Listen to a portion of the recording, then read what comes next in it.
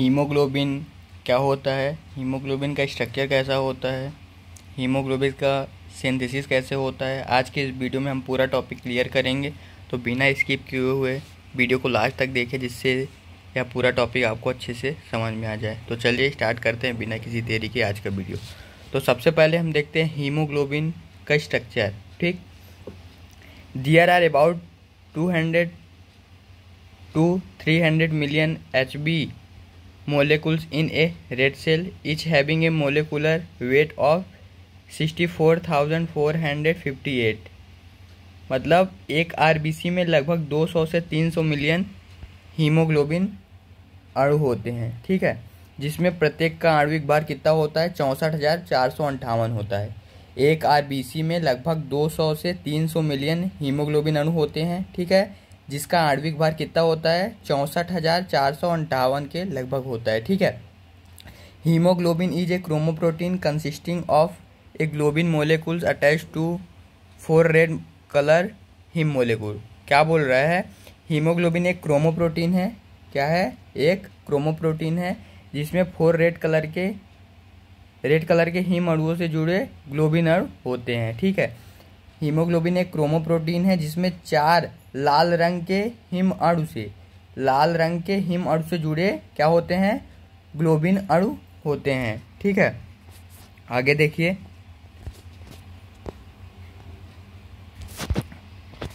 आगे क्या बोल रहा है, the globin molecule consist of 2 alpha and 2 beta polypeptide chain.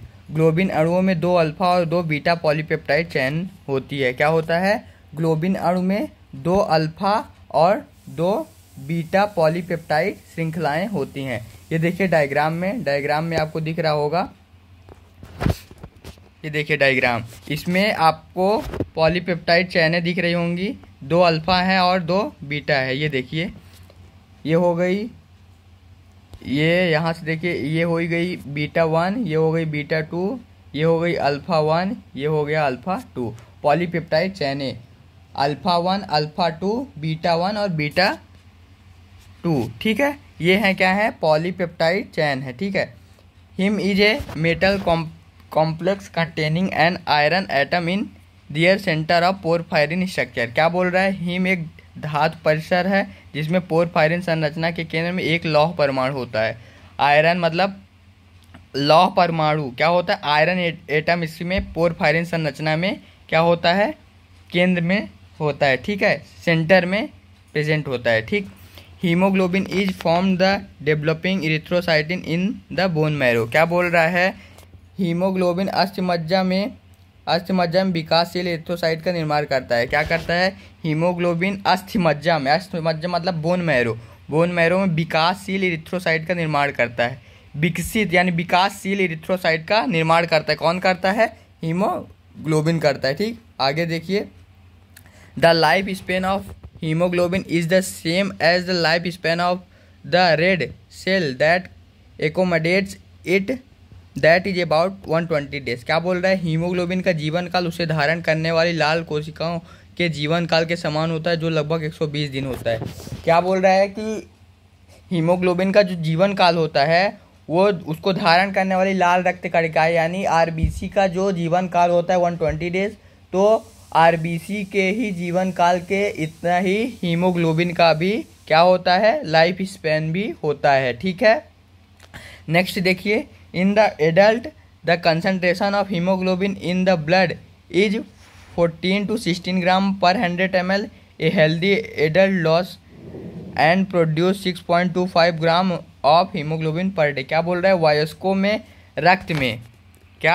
वयस्कों के रक्त में हीमोग्लोबिन की सांद्रता 14 से 16 ग्राम प्रति 100 मिलीमीटर होती है। एक स्वस्थ वयस्क प्रतिदिन 6.25 ग्राम हीमोग्लोबिन खोता और पैदा करता है। क्या होता है, वयस्क के रक्त में हीमोग्लोबिन की सांद्रता कंसंट्रेशन कितना होता है, 14 से 16 ग्राम पर 100 ml में होता है। ठीक है, और एक जो स्वस्थ हेल्दी पर्सन होगा उसमें 6.25 ग्राम हीमोग्लोबिन क्या करेगा, लॉस करेगा और प्राप्त करेगा। ठीक है, अब नेक्स्ट आगे देखिए। A liter of normal blood is capable of carrying 200 ml of oxygen, 1.0 gram of hemoglobin combined with 1.34 ml of oxygen. Oxidation converts heme into hematine. The iron content of each hemoglobin molecules is 3.4 nanograms. क्या बोल रहा है? 1 litre सामान्य रक्त 200 millilitre oxygen ले जाने में सक्षम है। 1 लीटर सामान्य रक्त 200 मिलीलीटर क्या ले जाता है? 200 मिलीलीटर ऑक्सीजन ले जाता है। ठीक है। 1.0 ग्राम हीमोग्लोबिन 1.34 मिलीलीटर ऑक्सीजन ले जाता है। 1.0 ग्राम हीमोग्लोबिन क्या लेके जाएगा? 1.34 मिलीलीटर ऑक्सीजन को के साथ जुड़ेगा। ठीक है। ऑक्सीकरण हेम को हिमैटिन में परिवर्तन करता है। ऑक्सीकरण होता है तो जो हिम रहता है वो हिमैटिन में परिवर्तित हो जाता है। प्रत्येक हीमोग्लोबिन अणु में लौह तत्व 3.4 नैनोग्राम होता है। कितना होता है लौह तत्व? 3.4 नैनोग्राम होता है। ठीक है। अब हम देखते हैं सिंथेसिस ऑफ हीमोग्लोबिन। हीमोग्लोबिन का सिंथेसिस, हीमोग्लोबिन का निर्माण कैसे होता है। ठीक, तो देखिए, haem synthesis occur largely in the mitochondria by a series of biochemical reaction. क्या बोल रहा है? हिम संश्लेषण बड़े पैमाने में माइटोकॉन्ड्रिया में जैव रासायनिक प्रक्रिया की एक श्रृंखला के द्वारा होता है। किसके थ्रू होता है? जैव रासायनिक प्रक्रिया के एक श्रृंखला के थ्रू होता है। किसका निर्माण? हीमोग्लोबिन का। लार्जली कहाँ पे होता है? लार्जली होता है माइटोकॉन्ड्रिया में। ठीक है।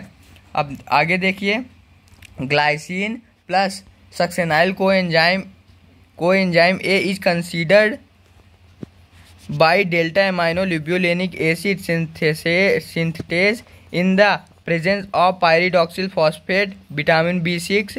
This lead to the formation of porphyrin। ठीक है, प्रोटोपोरफायरिन। देखिए क्या बोल रहा है? ग्लाइसिन और सक्सेनाइल कोएंजाइम ए पायरिडॉक्सिल फॉस्फेट की उपस्थिति में क्या करेगा? डेल्टा एमाइनो लिप्युलेनिक एसिड सिंथेसिस के द्वारा संघनित होगा। क्या होगा?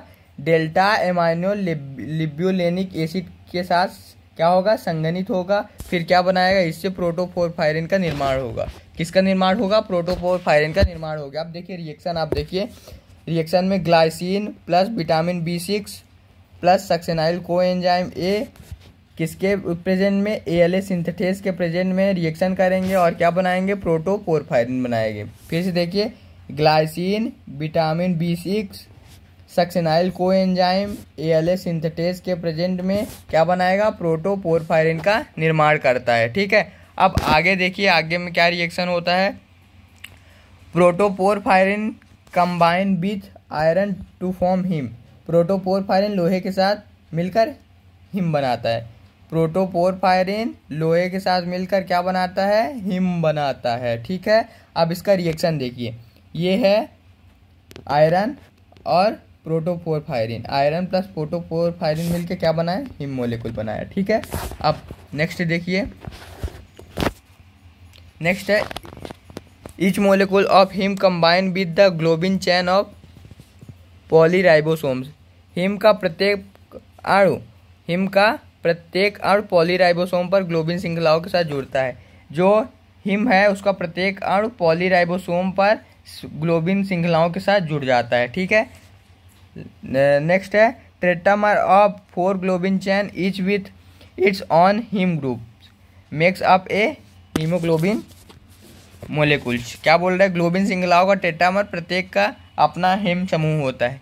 ग्लोबिन श्रृंखलाओं का टेट्रामर प्रत्येक का अपना हिम समूह होता है या हीमोग्लोबिन अणु बनाता है। क्या बनाता है? या हीमोग्लोबिन अणु बनाता है। अब हम देखेंगे टाइप्स ऑफ हीमोग्लोबिन और इनका एडल्ट में और इन्फेंट्स यानी न्यू बोर्न में क्या होता है। मतलब देखिए, जो हीमोग्लोबिन का टाइप्स होता है उसमें सबसे पहला है हीमोग्लोबिन ए, जिसको HbA भी बोला जाता है। ठीक, वो एडल्ट में कितना होता है? एडल्ट में 95% होता है। कितना होता है? 95% होता है। और न्यू बोर्न में कितना होता है? 20% होता है।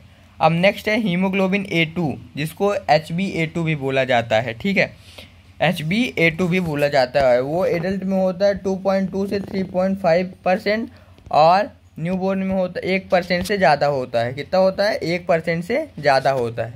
अब हीमोग्लोबिन F, HbF, ठीक, एडल्ट में 1% से ज़्यादा होता है। ठीक।